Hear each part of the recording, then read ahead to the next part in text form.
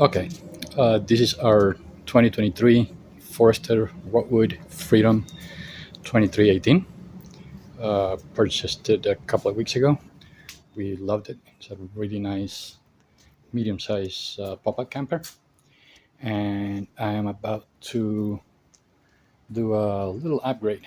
I want to replace the manual cranking of the tongue jack. I want to replace it with a electric power tongue jack, which I purchased where else in Amazon. Is a Lippert, which is a renowned brand, and let's get to it. First thing we need to do is gonna be stabilize the camper with the jacks. I'm gonna lower the jacks, that way that will free me from lifting and retrieving the manual jack. Okay, I'm gonna use my cordless drill to lower the jacks, make it a lot easier. Okay, the jacks are in place. I also have in place the stoppers for the wheels, and let's get to it. Now that we have the jacks in place and the stoppers, we're gonna lift the manual jack so we can take this little wheel out.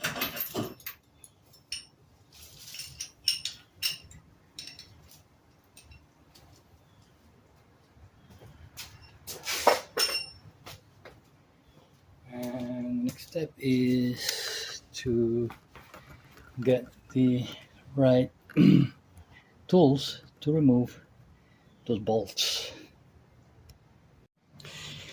Okay, these are 14mm bolts bolted in. There are no nuts underneath, so I have my 14mm wrench, and they were really not too tight, so it's easy for me.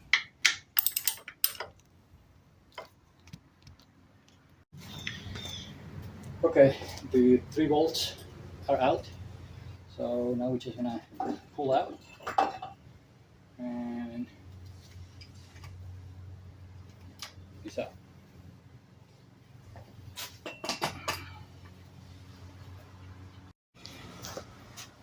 Okay, now let's see what we have here.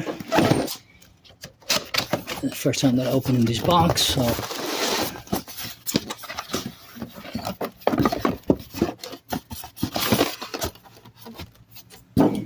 okay, so it comes with that kind of a metallic foot. This power tongue jack is capable of lifting up to 3,500 pounds, which is something you have to take into consideration.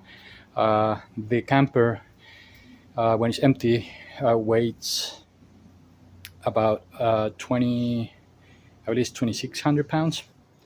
And then you account whatever you put in, which you can't really put a whole lot in it when it's closed. So with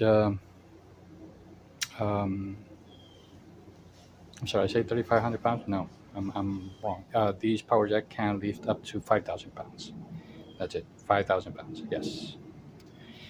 And comes with the cables to connect to the battery and the head with the controls. I also bought separately a cover for it to protect it when we are camping in the outdoors. I'll show it to you later. Okay, this is the head with the controls. This is for the to turn it on and off, and these to bring it up or down. It also has a manual override for if in case that it fails. And the negative is actually the actual chassis. So we only need to connect this to the positive of the battery. And the measurements for the volts are perfect. They coincide with all the holes, which is one of the things that you also need to take into consideration. That way you can either use, you can use the same holes. If they don't fit, then you're gonna have to drill new holes into the frame, and that's a predicament that I don't want to be into. And the bolts are in with the proper torque, and I'm ready to connect it now. The power jack comes with a manual crank and with the bolts to install it, but I chose to use the old bolts because they were already painted black and these ones were silver. So, and it also comes with the pin to lock the metallic foot in the bottom.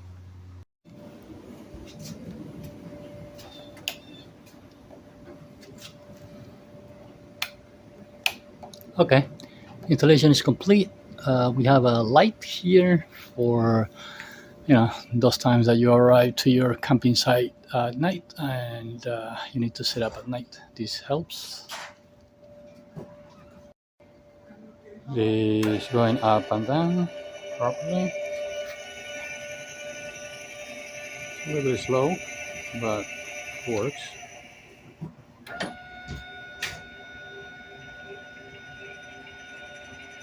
All these jacks, power jacks, are slow. And I just secured it with a couple of zip ties. I came under here and it came up to the positive of the battery, and the installation is done.